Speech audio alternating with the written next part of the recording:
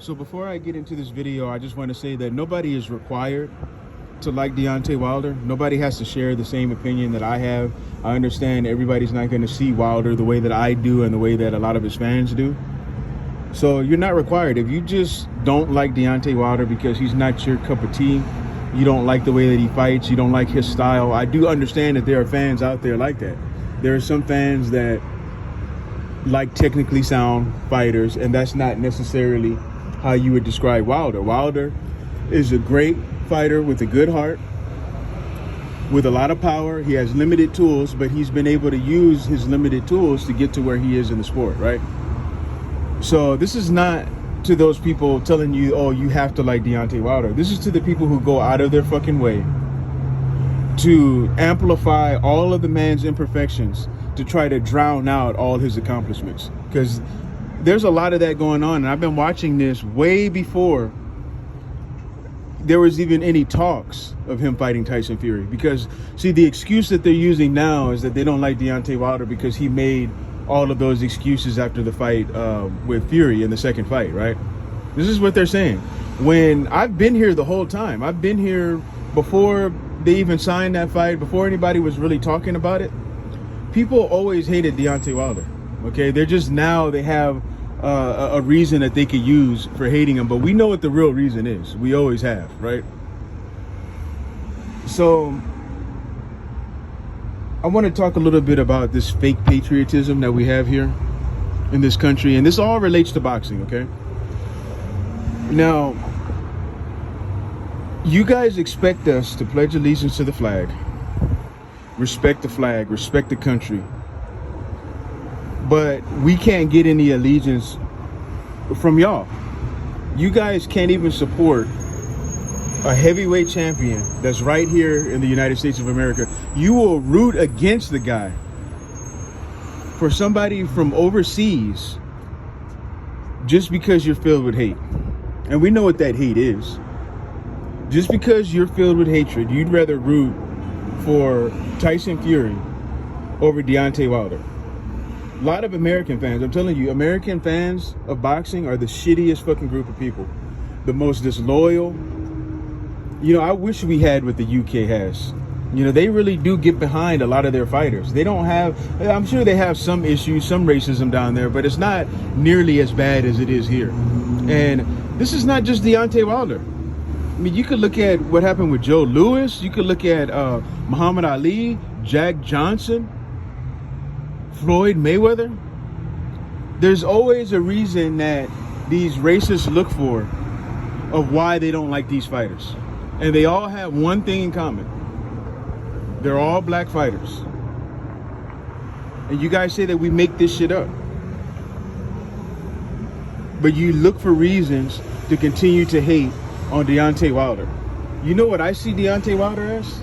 A fucking hero is what he is. Okay, this man fought to save his daughter's life. He put his own life on the line just to save his daughter's life.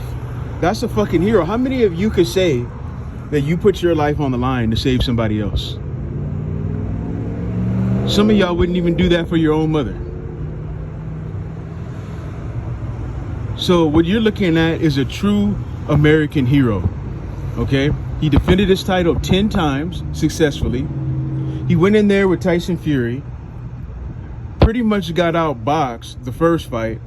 It ended up being a draw because they gave him the benefit of the doubt on some of the swing rounds that took place in that fight.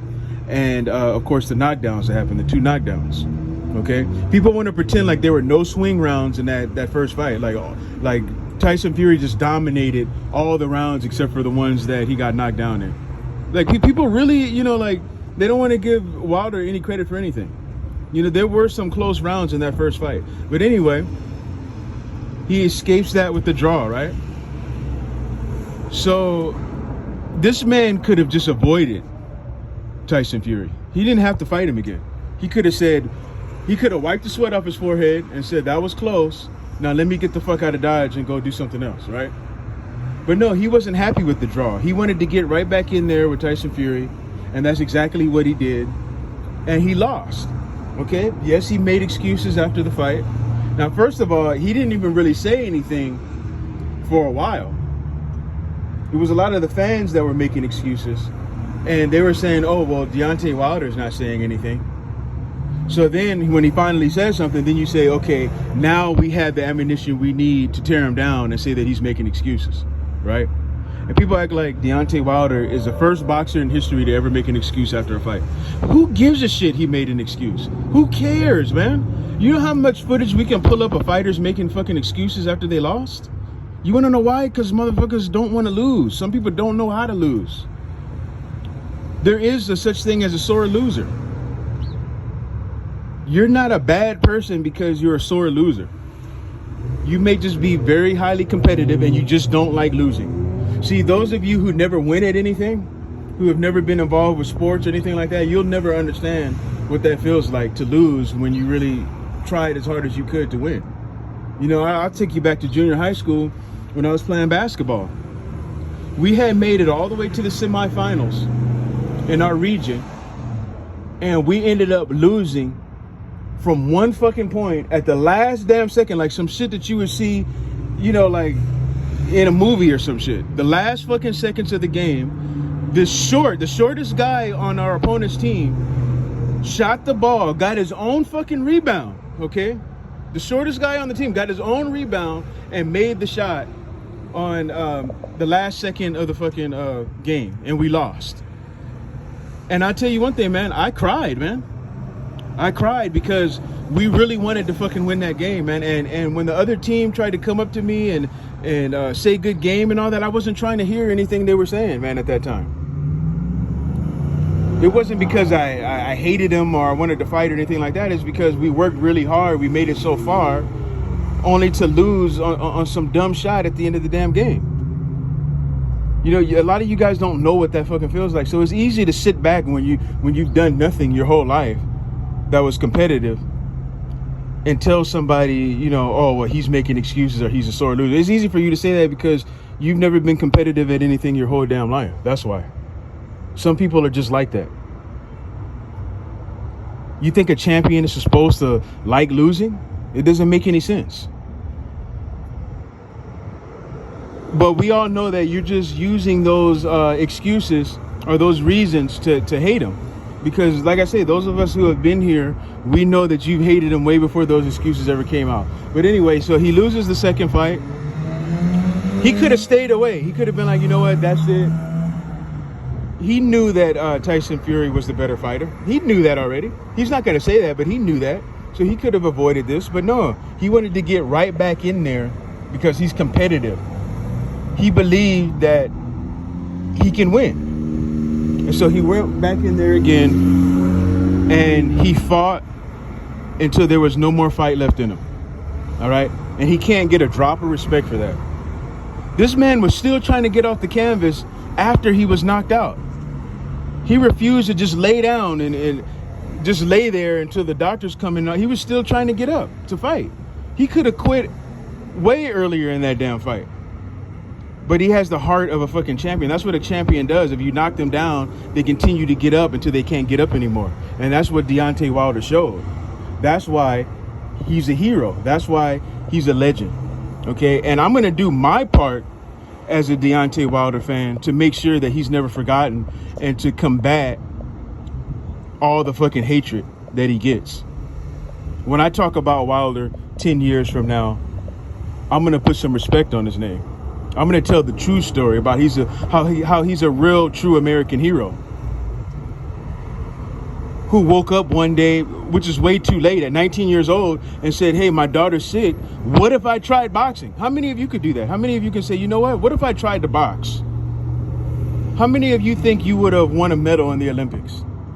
How many of you think that you would have made it to become a heavyweight champion of the world, to defend it 10 times successfully? To give an undefeated fighter the toughest fights of his fucking career. Who else can say that they've knocked Tyson Fury out a total of 4 times? Or knocked him down? Pretty much knocked him out in the second fight, or in the first fight. Tyson Fury was able to get back up. He was given a little bit of extra time, I believe. But how many other fighters can say that they gave Tyson Fury a hard time like Deontay Wilder did? But Deontay Wilder's a bum, though, right? So if Wilder is such a bum, why do we need to give Tyson Fury any credit? You want us to bow down and give him all this credit, but you're saying that Deontay Wilder was a bum. So why does Fury get credit for beating a bum then?